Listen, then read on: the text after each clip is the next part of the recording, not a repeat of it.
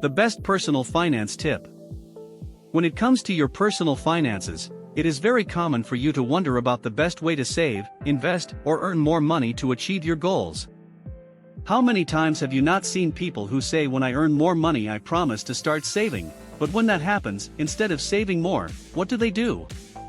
You are right, instead of saving more, they spend more. The first skill you need to improve your finances is financial management, starting by analyzing your cash flow and evaluating your balance sheet.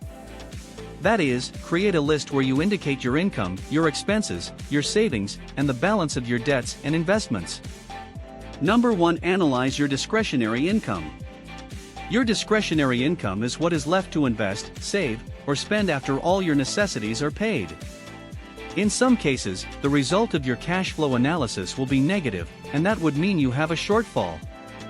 If you have a shortfall, it can either mean that you need to cut on monthly bills that may not be a necessity, or that you really need to increase your income. Number 2. Evaluate your net worth. Knowing your financial worth or net worth will give you direction when it comes to starting to save, invest, and follow the financial advice of your financial professional. Thanks for reading. As a token of our appreciation, we built a personal finance analysis that you can download it or use with Google Sheets or Excel.